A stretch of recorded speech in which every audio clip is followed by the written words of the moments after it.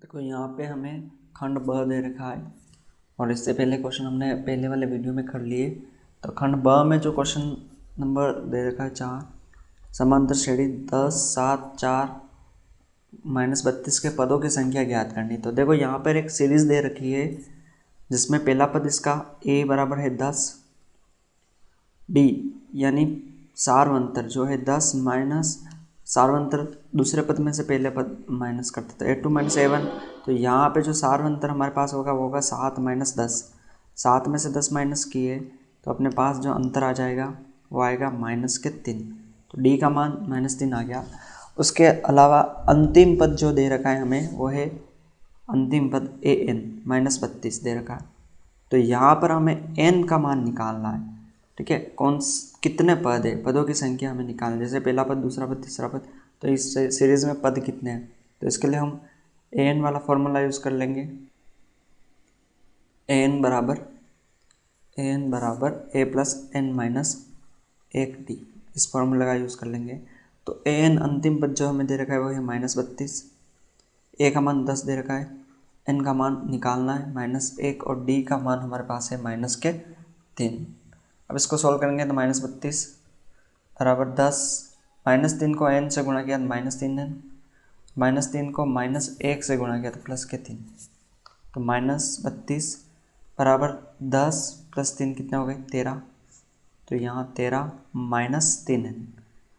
अब संख्या एक तरफ तो इस 13 को इस तरफ ले आएंगे तो -32 - 13 बराबर -3।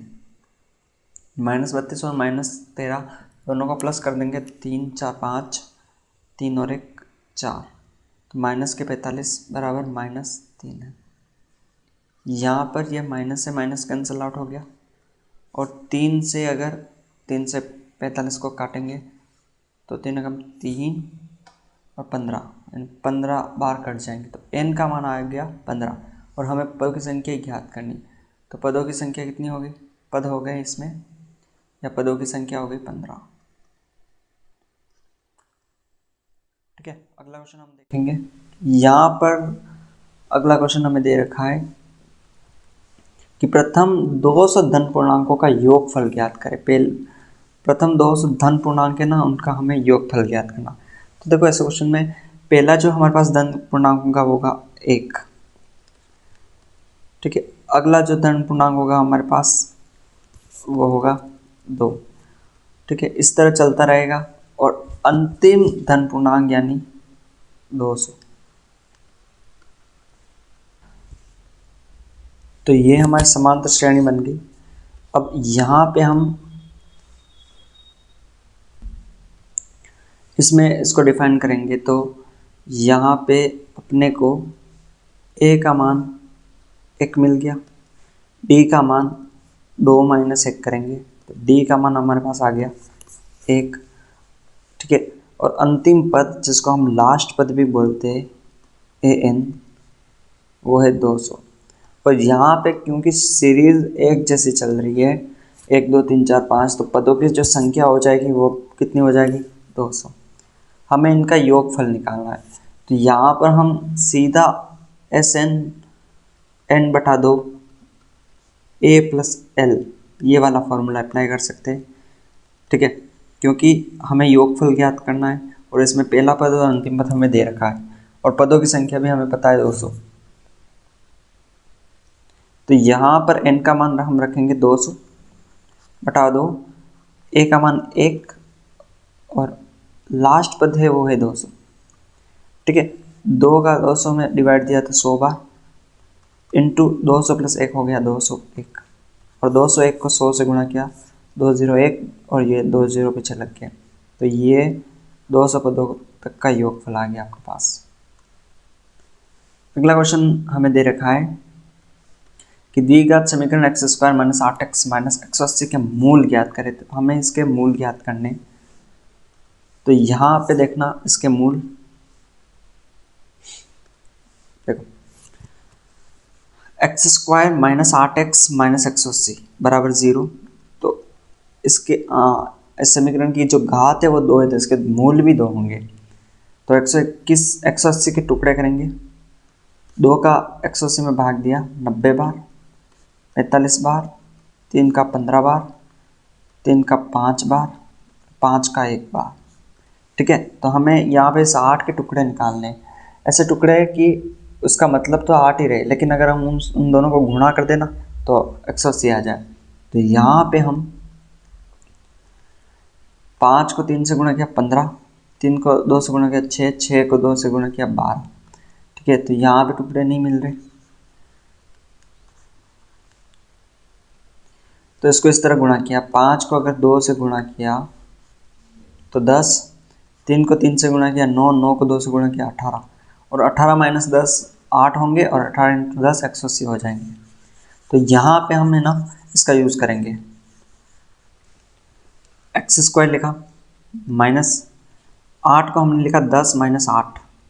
ठीक है, सॉरी, यहाँ पे 8 को हम लिखेंगे 18 माइनस 10, और एक्स इस जगह माइनस 180 बराबर 0। अब यहाँ पे इस ब्रैकेट को सॉल्व करेंगे तो एक्स स्क्वायर माइनस को 18 से गुणा किया माइनस 18, और एक्स को 18 से गुणा किया x, minus into minus plus, 10 को x से गुणा किया 10x माइनस 180 बराबर 0। यहाँ पे दो दो के जोड़े बनाएंगे, एक तो ये दूसरा ये। अब इन दोनों में से कॉमन क्या आ सकता है, x कॉमन आ सकता है।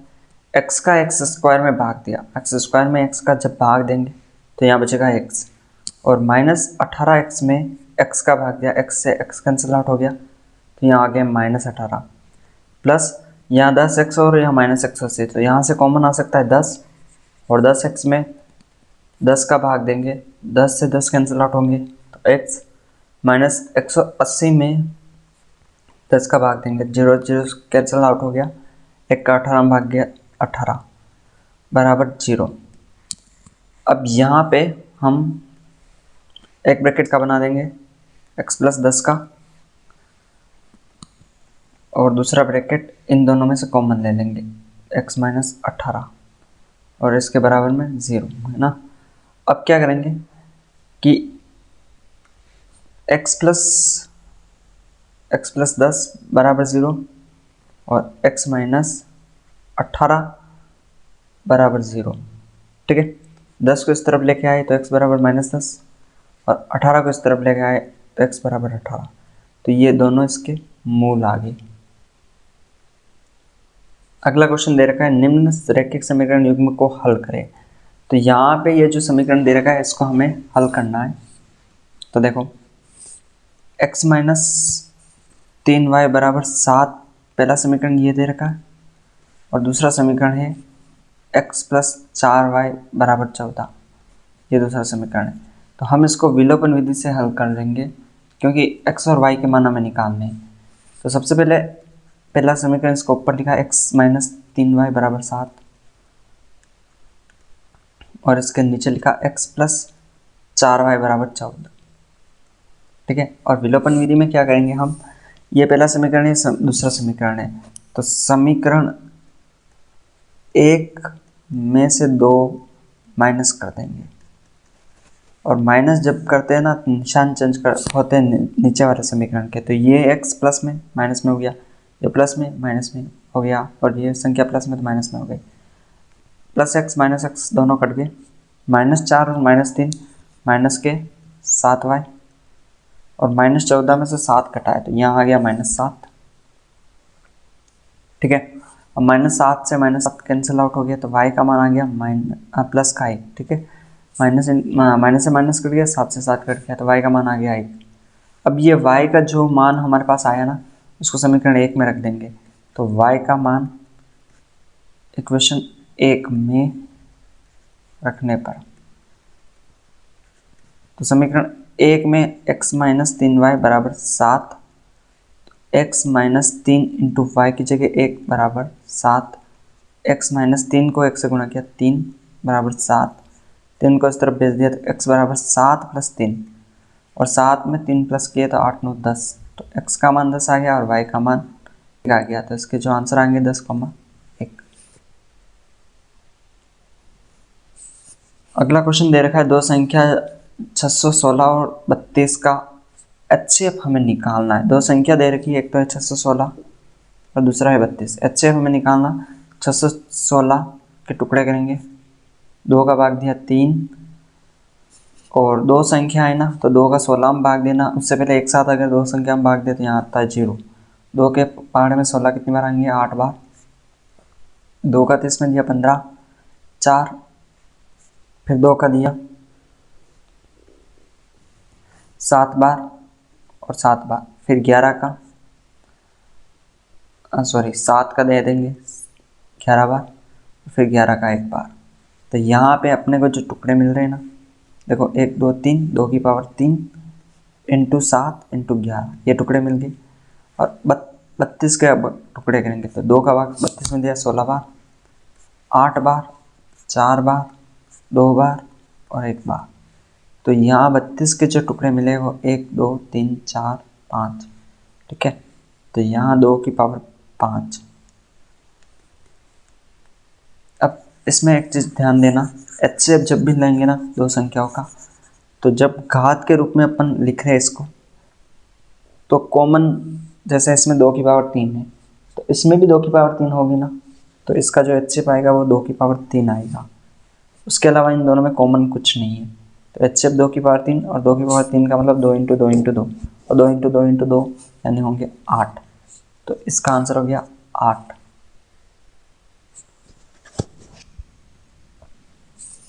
अगला क्वेश्चन दे रखा है कि एक द्विघात बहुपद ज्ञात कीजिए जिसके शून्यक √3 तथा -√3 है।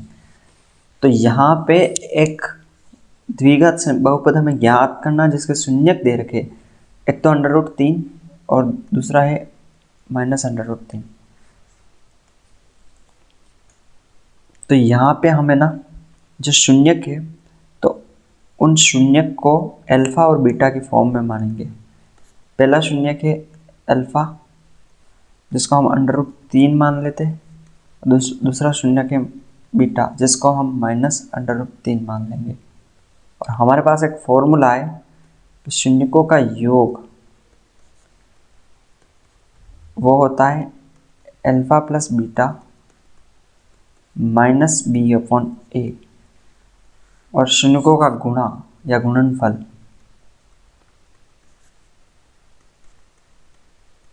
वो होता है अल्फा इंटू बीटा c/a। तो शून्यकों का योग हमारे पास है ना, अल्फा का मान है √3 और बीटा का मान है -√3 बराबर -b/a। और यहाँ शून्यकों का गुणा यानी √3 इंटू -√3 इक्वल टू c/a। इसको हम आगे सॉल्व करेंगे तो √3 प्लस -√3 बराबर -b/a और √3 को √3 से गुणा किया तो यहाँ अपने को मिल गया -3। √3 से √3 गुणा करेंगे तो 3 आएगा और प्लस माइनस माइनस और यह है c/a। -3 के नीचे कुछ नहीं तो 1 और यहाँ √3 माइनस हो गया तो 0/1 -b/a और यहाँ -3/1 c/a। तो यहाँ से हमें a b c के मान मिल जाएंगे। तो देखो a का मान हमारे पास है 1, b का मान -b का मान 0 है तो b का मान भी 0 होगा और c का मान है -3। तो द्विघात समीकरण के लिए स्टैंडर्ड फॉर्म होगी हमारे पास x² + bx + c बराबर 0। तो a का मान यहाँ रख देंगे 1x², b का मान है 0x और c का मान हो जाएगा हमारे पास -3 बराबर 0। तो 0 को x से गुणा किया 0, तो ये टर्म खत्म हो गई ये यहाँ से। तो x² - 3 बराबर 0, ये अपना द्विघात समीकरण हो गया। अगला क्वेश्चन दे रखा है कि बिंदु 5, -6 और -1, -8 को जोड़ने वाले रेखाखंड y अक्ष को किस अनुपात में विभाजित करते हैं। तो यहाँ पे देखो दो बिंदु दे रखे एक लाइन के, जैसे ये एक लाइन है और इसके दो बिंदु, पहला वाला बिंदु ये ए मान लेते, दूसरा इस बिंदु को बी मान लेते, और ए के जो निर्देशांक है वो है 5, -6, और बी के जो निर्देशांक है वो -1, -4। अब यहाँ पे y अक्ष को किस अनुपात में विभाजित करते हैं, ऐसा क्वेश्चन आ गया। तो मान लो जब भी y अक्ष का किस अनुपात में ऐसा पूछ लेना, तो अपने को उस बिंदु के उस पॉइंट के जो निर्देशांक है ना, उस निर्देशांक को मानना है 0, y, ठीक है। और x अक्ष को पूछ ले तो उसको हम मानेंगे x, 0। अब अपने को पता नहीं है किस अनुपात में विभाजित करेंगे, तो इसको m1 और m2 अनुपात मान लेते हैं, और m1 m2 का मान हमें निकालना है। तो यहाँ पे देखो ये हमारा x1 होगा, ये हमारा y1 होगा, ये हमारा x और y होगा, और ये हमारा x2 और y2 होगा, और केवल अनुपात ही हमें निकालना है। तो हम इसके लिए ये जो x दिख रहा है ना, इस x का अनुपात वाला फॉर्मूला यूज़ कर लेंगे। कैसे करेंगे, तो x का जो अनुपात वाला फॉर्मूला होता है x बराबर m1 x2 plus m2 x1 upon m1 plus m2। देखो ये फॉर्मूला क्यों यूज़ किया, क्योंकि हमें m1 और m2 का मान चाहिए। तो इस कंडीशन में अगर हम y वाला फॉर्मूला लगाते ना, तो यहाँ y आता और फिर y का मान हमारे पास कुछ था नहीं, इसलिए x का मान रखेंगे 0, तो m1 और m2 का मान निकल जाएगा। तो इस x की जगह हम लिखेंगे 0, m1 को ऐसा कैसा, x2 का जो मान है वो है हमारे पास -1, प्लस m2 ऐसा कैसा, x1 का जो मान है हमारे पास वो है 5 अपॉन m1 प्लस m2। आगे की प्रोसेस में हम ये m1 प्लस m2 इसका पूरा गुणा 0 से करेंगे। तो किसी भी संख्या को 0 से गुणा करेंगे क्या आएंगे, 0। तो ये पूरा हट गया यहाँ से। उसके बाद m1 को -1 से गुणा किया तो -1m1, और 5 को m2 से गुणा किया तो यहाँ आ गया 5m2। अब -1m1 को इस तरफ ले आएंगे तो प्लस का 1m1, और इधर है 5m2। m1 के नीचे m2 आएगा, m1 के नीचे m2, और 5 के नीचे 1 आएगा। तो यहाँ m1 और m2 का जो अनुपात था वो 5:1 हमें मिल गया। अगला क्वेश्चन दे रखा है, देखो ये क्वेश्चन आपके कोर्स से हट गया है कि 7.6 सेंटीमीटर रेखाखंड को 1:2 में विभाजित कीजिए, ठीक है। रचना वाला चैप्टर अभी हट गया इस बार। अगला क्वेश्चन दे रखा है साइन ए 3/5 है, तो टेन ए और कोस ए का मान कितना होगा। तो यहाँ पे इस क्वेश्चन में हमें साइन ए का मान दे रखा है।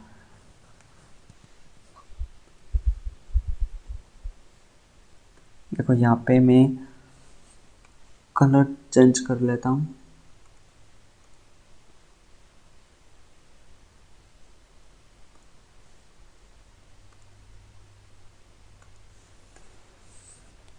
तो इस क्वेश्चन में हमें साइन ए का मान 3/5 दे रखा है। तो सबसे पहले हम एक समकोण त्रिभुज बना लेंगे।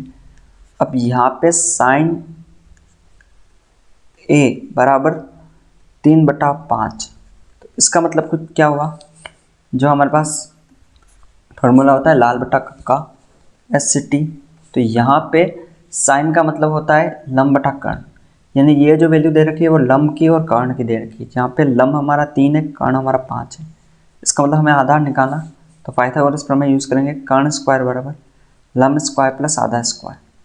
तो कर्ण का मान है 5 का स्क्वायर, लंब है यहाँ पे 3 का स्क्वायर, और आधा स्क्वायर हमें निकालना है। 5 का स्क्वायर होगा 25, 3 का स्क्वायर होगा 9, आधा स्क्वायर ऐसा कैसा, 9 को इस तरफ भेज दिया तो 25 - 9, 25 में से 9 माइनस किए तो 16 ए स्क्वायर। यहाँ से स्क्वायर हट गया तो अंडर रूट 16, और 16 रूट होगा 4 का।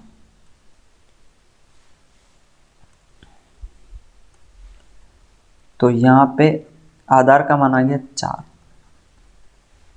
अब यहाँ पे देखो हमें टेन ए और कोस टेन ए प्लस कोस ए कितना होता है ये निकालना है। तो सबसे पहले टेन ए की वैल्यू निकालेंगे।